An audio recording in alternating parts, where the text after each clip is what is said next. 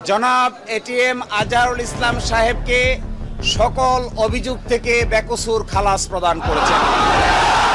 মানবতা বিরোধী অপরাধের মামলায় খালাস পেয়েছেন জামায়াত নেতা এটিএম আজহারুল ইসলাম। আন্তর্জাতিক অপরাধ ট্রাইব্যুনালের মৃত্যুদণ্ডের রায় বাতিল করে সর্বোচ্চ আদালত এ রায় দেন। মুক্তিযুদ্ধে মানবতা বিরোধী অপরাধে জড়িত থাকার অভিযোগে গ্রেপ্তারের পূর্ব পর্যন্ত বাংলাদেশ জামাতে ইসলামীর ভারপ্রাপ্ত সেক্রেটারি জেনারেল ছিলেন এই এটিএম আজহারুল ইসলাম। এটিএম আজহারুল ইসলামের পুরো নাম আবু তোরাব মোহাম্মদ আজহারুল ইসলাম।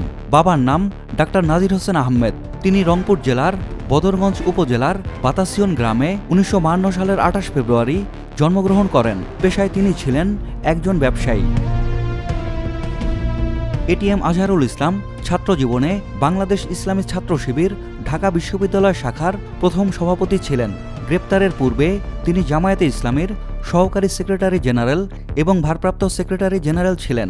তিনি ১৯৯৬, ২০০১, ২০০৮ সালের জাতীয় সংসদ নির্বাচনে রংপুর ২ আসন থেকে জাতীয় সংসদ নির্বাচনে অংশ নেন। মুক্তিযুদ্ধে মানবতা বিরোধী অপরাধে জড়িত থাকার অভিযোগে ২০১২ সালের ২২ অগাস্ট তাকে গ্রেপ্তার করা হয়। আন্তর্জাতিক অপরাধ ট্রাইব্যুনাল তার বিরুদ্ধে ৫টি অভিযোগ গঠন করে। এর মধ্যে গণহত্যা, হত্যা ও অপহরণের অভিযোগ অন্তর্ভুক্ত ছিল। সে সময় তিনি জামাতে ইসলামীর সহকারী মহাসচিব হিসেবে দায়িত্ব পালন করছিলেন। তার বিরুদ্ধে মামলার প্রসিকিউটর ছিলেন নুরজাহান বেগম মুক্তা। তার পক্ষে আইনজীবী হিসেবে ছিলেন প্রবীণ আইনজীবী প্রয়াত আব্দুর রাজ্জাক, মোহাম্মদ শিশির মনির এবং ইমরান সিদ্দিক। ২০১৪ সালের ডিসেম্বর মাসে আন্তর্জাতিক অপরাধ ট্রাইব্যুনাল আজহারুল ইসলামকে মৃত্যুদণ্ড দেয়। ১৯৭১ সালের মুক্তিযুদ্ধের সময় সংগঠিত অপরাধের দায়ে তাকে দোষী সাব্যস্ত করা হয়। ৩ সদস্যের ট্রাইব্যুনালের প্রধান ছিলেন বিচারপতি এম এনায়েতুর রহিম। অন্য ২ সদস্য ছিলেন বিচারপতি জাহাঙ্গীর হোসেন ও বিচারপতি আনোয়ারুল হক। রায় ঘোষণার পর আজহারুল ইসলাম প্রতিক্রিয়া জানিয়ে বলেন, আল্লাহ তোমাদের বিচার করবেন ইনশাল্লাহ। এই রায়ের পর জামাতে ইসলামী ২ দিনের হরতাল ডাকার ঘোষণা দেয়। অ্যামনেস্টি ইন্টারন্যাশনাল এবং অন্যান্য মানবাধিকার সংগঠন এই মামলার বিচার প্রক্রিয়া নিয়ে উদ্বেগ প্রকাশ করে। তারা মনে করেন বিচারের সময় বেশ কিছু অনিয়ম হয়েছে।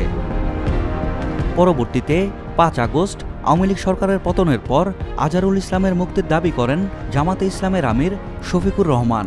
দলটির নেতাকর্মীরা এটিএম আজহারুল ইসলামের মুক্তির দাবিতে গাজীপুর জেলায় বিক্ষোভ কর্মসূচিও পালন করে।